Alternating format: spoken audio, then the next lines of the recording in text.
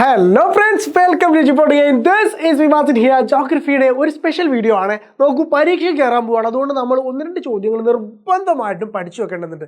ഒന്നാമത്തെ ചാപ്റ്റർ നമ്മൾ ഉറപ്പായിട്ടും പ്രതീക്ഷിക്കേണ്ട ഒരു ചോദ്യമാണ് ഞാനിത് ഇവിടെ എഴുതി വെച്ചിരിക്കുന്നത്. ഇത് 100% ഷുവർ ആണ് ഇതിൽ നിന്നൊരു ചോദ്യം വന്നിരിക്കും എന്നുള്ളത്. സോ നിങ്ങൾ ധൈര്യമായിട്ട് പഠിച്ചോളാം.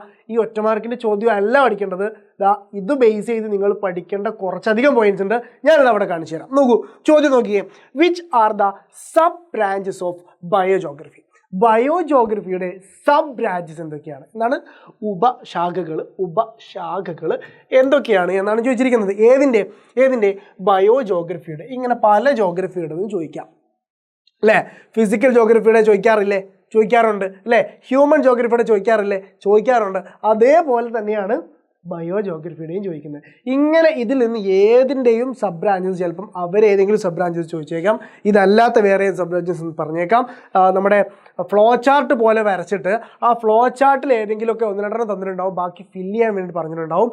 ബോക്സ് ആയിട്ട് തന്നിട്ട് ആ ബോക്സിൽ fill in the blanks fill ചെയ്യാൻ വേണ്ടിയിട്ട് നമ്മളോട് പറഞ്ഞിട്ടുണ്ടാവും അല്ലേ?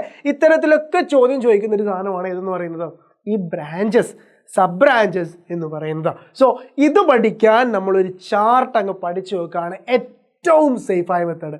ഏതാണ് ആ ചാർട്ട് എന്നറിയില്ല അല്ല, നോക്കൂ ഞാൻ കാണിച്ചു തരാം. നോക്കൂ, ഈ ചാർട്ടിൽ കാണുന്ന മുഴുവൻ സാധനങ്ങളും ഇതുപോലെ അങ്ങ് പഠിച്ചു വെക്കുക. ഇതിൽ നിന്നൊരു ചോദ്യം ഈ ചാപ്റ്റർ ബേസ് ചെയ്ത് ഉറപ്പാണ്. ഈ പരീക്ഷയ്ക്ക് അനലക്ഷമാണ്. ഇനി നമുക്ക് എന്തില്ല, മറ്റൊരു എക്സാം, മറ്റൊരു പരീക്ഷണത്തിനില്ല, അവസാനത്തെ പരീക്ഷണമാണ്.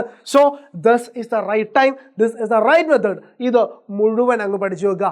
എല്ലാം ഞാൻ കൃത്യമായിട്ട് പറഞ്ഞുതരാം. നോക്കൂ, ആദ്യത്തെ ജോഗ്രഫിയുടെ ഒരു ബ്രാഞ്ചാണ് എന്ന് പറയുന്നത് ഫിസിക്കൽ ജോഗ്രഫി എന്ന് പറയുന്നത്, ഭൗതിക ഭൂമിശാസ്ത്രം എന്ന് പറയുന്നത്. ഈ ഭൗതിക ഭൂമിശാസ്ത്രത്തിൽ പ്രധാനമായിട്ടും 3 ഭാഗങ്ങളുണ്ട്, 3 ഉപവിഭാഗങ്ങളുണ്ട്, സബ് ബ്രാഞ്ചസ് ഉണ്ട്. പഠിച്ചേ, സബ് ബ്രാഞ്ചസ് ഉണ്ട്, ഉപവിഭാഗങ്ങളുണ്ട്. ഇതിൽ ഈ ഫിസിക്കൽ ജോഗ്രഫിയുടെ സബ് ബ്രാഞ്ചാണ് ഏതെന്ന് പറയുന്നത് നമ്മുടെ ക്ലൈമറ്റോളജി, ഹൈഡ്രോളജി, സോയിൽ ജോഗ്രഫി എന്ന് പറയുന്ന ഈ 3 കാര്യങ്ങൾ. ഏതൊക്കെയാ?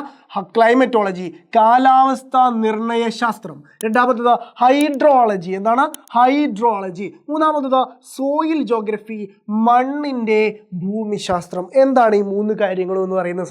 പെട്ടെന്ന് ശ്രദ്ധിച്ചേ. ക്ലൈമറ്റോളജി എന്ന് പറയുന്നത് അന്തരീക്ഷത്തിൻ്റെ അറ്റ്മോസ്ഫിയറിൻ്റെ ഘടനയെ അടിസ്ഥാനമാക്കി പഠിക്കുന്ന ഭൂമിശാസ്ത്രത്തിലെ പഠനശാഖയാണ് ഇതെന്ന് പറയുന്നത് കാലാവസ്ഥാ നിർണയ ശാസ്ത്രം അഥവാ ക്ലൈമറ്റോളജി എന്ന് പറയുന്നത്.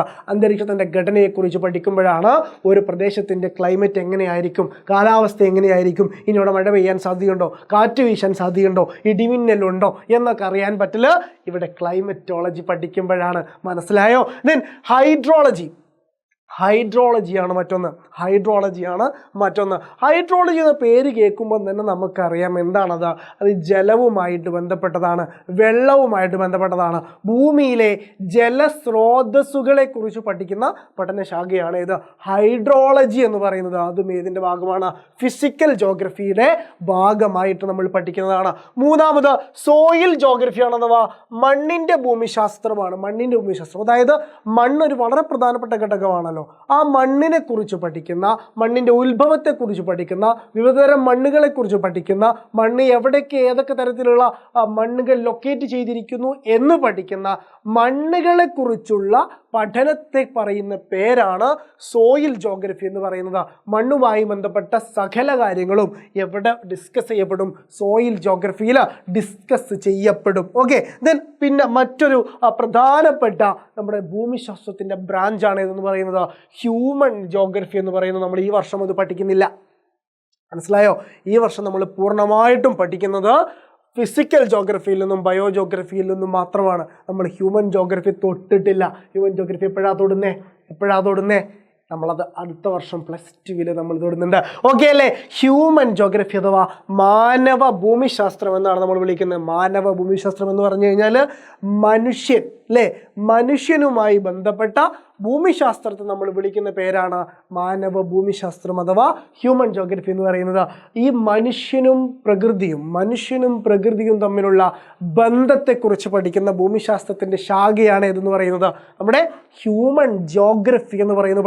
പഠിച്ചേ മനുഷ്യനും പ്രകൃതിയും രണ്ട് പേരും തമ്മിലുള്ള ആ ഒരു ബന്ധത്തെക്കുറിച്ച് പഠിക്കുന്നതാണ് ഹ്യൂമൻ ജോഗ്രഫി എന്ന് പറയുന്നത്. അതിലും കുറച്ച് ബ്രാഞ്ചസ് ഉണ്ട് അഥവാ ഭൂമിശാസ്ത്രത്തിൻ്റെ ഉപശാഖകളാണ് ഇവിടെ പഠിക്കാൻ പോകുന്നത്. ഒരു ശാഖയാണ് ഹ്യൂമൻ ജോഗ്രഫി, അതിൻ്റെ ശാഖയാണ് ഏതെന്ന് പറയുന്നത് സോഷ്യൽ ഓർ കൾച്ചറൽ ജോഗ്രഫി എന്ന് പറയുന്ന ഒന്നാമത്തെ. സോഷ്യൽ ഓർ കൾച്ചറൽ ജോഗ്രഫി, സാമൂഹികവും സാംസ്കാരികവുമായ ഭൂമിശാസ്ത്രം എന്ന് പറയുന്നത് ഒന്നാമത്തെ ഭൂമിശാസ്ത്രത്തിൻ്റെ ഹ്യൂമൻ ജോഗ്രഫിയുടെ ശാഖയാണ് എന്ന് പറയുന്നത് സാമൂഹ്യ സാംസ്കാരിക ഭൂമിശാസ്ത്രം. പോപ്പുലേഷൻ ആൻഡ് സെറ്റിൽമെൻറ്റ് ജോഗ്രഫി രണ്ടാമത്തത്. പോപ്പുലേഷൻ ആൻഡ് സെറ്റിൽമെൻറ്റ് ജോഗ്രഫി ജനസംഖ്യാപരമായിട്ടുള്ള ഭൂമിശാസ്ത്രവും അതേപോലെ തന്നെ പാർപ്പിട സംബന്ധമായിട്ടുള്ള ഭൂമിശാസ്ത്രവും, ആളുകളുടെ താമസ രീതി, ജീവിത രീതി എങ്ങനെയൊക്കെയുണ്ട്, എത്രത്തോളം ജനസംഖ്യയുണ്ട്, ഇത്തരം കാര്യങ്ങളൊക്കെയാണത്. ദെൻ എക്കണോമിക് ജോഗ്രഫി ഉണ്ട്, സാമ്പത്തിക ഭൂമിശാസ്ത്രമുണ്ട്. സാമ്പത്തിക ഭൂമിശാസ്ത്രം എത്രത്തോളം സാമ്പത്തികമായുള്ള പ്രവർത്തനങ്ങൾ ഏതെല്ലാം രൂപത്തിൽ നടക്കുന്നു, ഏതെല്ലാം തലത്തിൽ സാമ്പത്തിക പ്രവർത്തനങ്ങൾ പോകുന്നു, ആരെല്ലാമാണ് സമ്പത്ത് കൈകാര്യം ചെയ്യുന്നത്, ഓരോ സമ്പത്ത് കൈകാര്യം ചെയ്യുന്ന തരത്തിലുള്ള ആക്ടിവിറ്റികൾ എന്തൊക്കെയാണ്, ഇതൊക്കെയാണ് എക്കണോമിക് ജോഗ്രഫിയിൽ കൈകാര്യം ചെയ്യുന്ന വിഷയം. അതേപോലെ തന്നെ ഹിസ്റ്റോറിക്കൽ ജോഗ്രഫി ഉണ്ട്, ചരിത്രപരമായ ഭൂമിശാസ്ത്രം. ചരിത്രത്തിൽ നിന്ന് പലതും നമുക്ക് ഉൾക്കൊള്ളാനുണ്ട് അല്ലേ.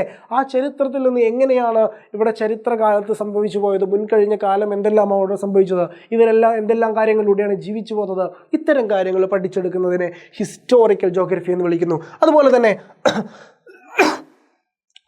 പൊളിറ്റിക്കൽ ജോഗ്രഫി ഉണ്ട്. പൊളിറ്റിക്കൽ ജോഗ്രഫി എന്ന് പറഞ്ഞു കഴിഞ്ഞാൽ രാഷ്ട്രീയമായ ഭൂമിശാസ്ത്രം. എന്താ രാഷ്ട്രീയ ഭൂമിശാസ്ത്രം? നമ്മുടെ രാജ്യങ്ങളുടെ അതിർത്തികൾ, രാജ്യത്തിൻ്റെ ഭരണകൂടങ്ങൾ, രാജ്യത്തിൻ്റെ ഭരണ സംവിധാനങ്ങൾ, അതിർത്തി പ്രദേശങ്ങൾ നിർണ്ണയിക്കുന്നത്, രാജ്യാതിർത്തികൾ, സംസ്ഥാനങ്ങളുടെ അതിർത്തികൾ, ജില്ലകളുടെ അതിർത്തികൾ, ഭൂപ്രദേശങ്ങളുടെ അതിർത്തികൾ, ഇതെല്ലാമാണ് എന്ത് ചെയ്യുന്നത് പൊളിറ്റിക്കൽ ജോഗ്രഫിയിൽ നമ്മൾ പഠിക്കുന്നത്. ദെൻ ബയോ ജോഗ്രഫി എന്ന മൂന്നാമത്തെ ശാഖ, ഇതിനെക്കുറിച്ചാണ് നമ്മുടെ ചോദ്യം ചോദിച്ചിരിക്കുന്നത്. ഞാൻ ആ കാണിച്ചു തന്ന ചോദ്യം ഇതിനെക്കുറിച്ചാണ്. കണ്ടില്ലേ, നമ്മൾ ആ കാണിച്ച ചോദ്യം ഏതിനെക്കുറിച്ചാണ്? ബയോ ജോഗ്രഫിയെക്കുറിച്ചായിരുന്നു ചോദിച്ചത്. ഓക്കെ, ഇതിനെക്കുറിച്ചായിരുന്നു ചോദ്യം ചോദിച്ചത്. അതേ ചോദ്യം ഇതിനെക്കുറിച്ച് ചോദിച്ചേക്കാം, അതേ ചോദ്യം ഫിസിക്കൽ ജോഗ്രഫിയെക്കുറിച്ച് ചോദിച്ചേക്കാം. അപ്പം നമ്മളെല്ലാം ഒരുപോലെ പഠിച്ചു വെക്കണ്ടേ? മനസ്സിലായോ? ഒരുപോലെ നമ്മൾ പഠിച്ചു വെക്കണം. അതിനാണ് ഞാനിത് മുഴുവനായി നിങ്ങൾക്ക് കാണിച്ചു തന്നത്, ഒരൊറ്റ ചാർട്ടിൽ ഞാൻ കാണിച്ചു തന്നത്. മനസ്സിലായോ? ബയോ ജോഗ്രഫിയുടെ ശാഖകളാണ് പ്ലാൻ ജോഗ്രഫി എന്ന് പറയുന്നത്, സൂ ജോഗ്രഫി എന്ന് പറയുന്നത്, എക്കോളജി എന്ന് പറയുന്നത്, എൻവിയോൺമെൻറ്റൽ ജോഗ്രഫി, പാരിസ്ഥിതിക ഭൂമിശാസ്ത്രം എന്ന് പറയുന്നത്. ഇത്രയും വളരെ പ്രധാനപ്പെട്ട ഭൂമിശാസ്ത്രത്തിൻ്റെ ബയോ ജോഗ്രഫിയുടെ ശാഖകൾ നമുക്ക് കാണാൻ സാധിക്കും. ഇത്രയുമാണ് നമ്മുടെ ഭൂമിശാസ്ത്രത്തിൻ്റെ വിവിധങ്ങളായ ഭൂമിശാസ്ത്രത്തിൻ്റെ ശാഖകൾ എന്ന് നമ്മളോട് പറയുന്നത്. ഓക്കെ, ദെൻ മറ്റൊരു ചോദ്യം കൂടെ ഞാൻ എന്ത് ചെയ്യാം പരിചയപ്പെടുത്തി തരാം. ഒരൊറ്റ ചോദ്യം കൂടെ പരിചയപ്പെടുത്തി തരാം. Classify the discipline geography based on regional approach. പ്രാദേശിക സമീപനത്തിൻ്റെ റീജിയണൽ അപ്രോച്ചിൻ്റെ അടിസ്ഥാനത്തിൽ അതിൻ്റെ വിജ്ഞാന ശാഖയെ വർഗീകരിക്കുക, തരംതിരിക്കുക, ക്ലാസിഫൈ ചെയ്യുക എന്നാണ് പറഞ്ഞിരിക്കുന്നത്. അപ്പോൾ നമ്മൾ അതിൽ ബ്രാഞ്ചസ് ഉണ്ടോ എന്ന് നോക്കിയാൽ മതി. അതിന് എന്തെങ്കിലും തരത്തിലുള്ള ക്ലാസിഫിക്കേഷൻ നമ്മൾ പഠിച്ചിട്ടുണ്ടോ എന്ന് ചോദിച്ചാൽ മതി. റീജിയണൽ ജോഗ്രഫിയിൽ നമ്മൾ ബ്രാഞ്ചസ് പഠിച്ചിട്ടുണ്ട്, അതിൻ്റെ ക്ലാസിഫിക്കേഷൻ നമ്മൾ പഠിച്ചിട്ടുണ്ട്.